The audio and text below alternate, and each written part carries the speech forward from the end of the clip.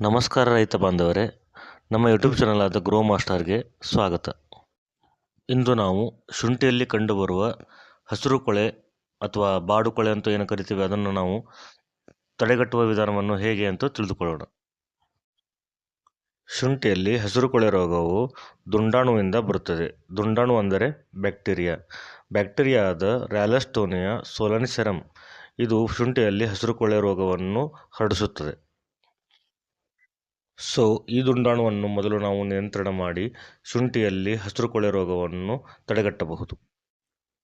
ಈಗ ನಾವು ಶುಂಠಿಯಲ್ಲಿ ಹಸಿರು ಕೊಳೆ ರೋಗದ ಲಕ್ಷಣಗಳನ್ನು ತಿಳಿದುಕೊಳ್ಳೋಣ.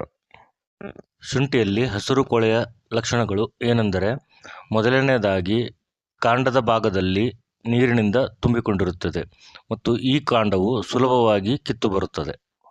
ಎರಡನೆಯ ಲಕ್ಷಣ ಅಂದರೆ ಎಲೆಗಳು ಒಳಭಾಗದಲ್ಲಿ ಮುದುಡಿಕೊಂಡಿರುತ್ತವೆ. ಈ ಎಲೆಗಳು ಮಧ್ಯಾಹ್ನದ ವಾತಾವರಣದಲ್ಲಿ ಮುದುಡಿಕೊಂಡು ಸಂಜೆಯ ತಂಪಿನ ವಾತಾವರಣದಲ್ಲಿ ಅರಳುತ್ತವೆ. ನಂತರ ಎಲೆಗಳು ಹಳದಿ ಬಣ್ಣಕ್ಕೆ ತಿರುಗುತ್ತದೆ. ಮೊದಲು ಕೆಳಗಿನ ಭಾಗದ ಎಲೆಗಳು ಹಳದಿ ಬಣ್ಣಕ್ಕೆ ತಿರುದು ನಂತರ ಮೇಲಿನ ಭಾಗದ ಎಲೆಗಳು ಹಳದಿ ಬಣ್ಣಕ್ಕೆ ತಿರುಗುತ್ತವೆ. ನಂತರ ಗಡ್ಡೆಯನ್ನು ಕಿತ್ತು ತೆಗೆದಾಗ ಗಡ್ಡೆಯಲ್ಲಿ ಬಿಳಿ ಬಣ್ಣದ ಕೀವು ಇರುತ್ತದೆ ಮತ್ತು ಈ ಗಡ್ಡೆಗಳು ದುರ್ವಾಸನೆಯಿಂದ ಕೂಡಿರುತ್ತವೆ.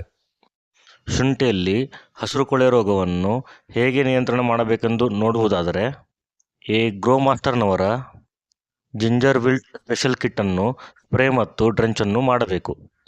ಈ ಒಂದು ಕಿಟ್ಟನ್ನು ಒಂದು ಬ್ಯಾರೆಲ್ಗೆ ಹಾಕಿ ಸ್ಪ್ರೇಯನ್ನು ಮತ್ತು ಡ್ರೆಂಚನ್ನು ಮಾಡಬೇಕು.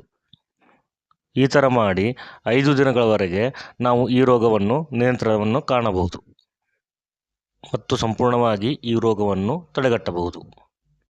ಈ ಕಿಟ್ಟನ್ನು ಸ್ಪ್ರೇ ಮಾಡಿ 5 ದಿನಗಳ ನಂತರ ಗ್ರೋ ಮಾಸ್ಟರ್ನವರ ಗ್ರೋ ಸ್ಪೆಷಲನ್ನು ಸ್ಪ್ರೇ ಮಾಡಬೇಕು. ಹೀಗೆ ಸ್ಪ್ರೇ ಮಾಡುವುದರಿಂದ ಮುಂದಿನ ದಿನಗಳಲ್ಲಿ ನಾವು ಶುಂಠಿಯಲ್ಲಿ ಹಸಿರು ಕೊಳೆಯ ರೋಗವನ್ನು ಕಾಣದ ಹಾಗೆ ಮಾಡಬಹುದು. ಶುಂಠಿಯ ಹಸಿರು ಕೊಳೆಯ ಹೆಚ್ಚಿನ ಮಾಹಿತಿಗಾಗಿ ನಮ್ಮ ವಾಟ್ಸಪ್ ನಂಬರ್ ಆದ 7996791163 ಈ ನಂಬರ್ಗೆ ವಾಟ್ಸಪ್ ಮೂಲಕ ಮೆಸೇಜನ್ನು ಮಾಡಬಹುದು ಹಾಗೂ ಕರೆ ಮೂಲಕ ಮಾಹಿತಿಯನ್ನು ಪಡೆದುಕೊಳ್ಳಬಹುದು.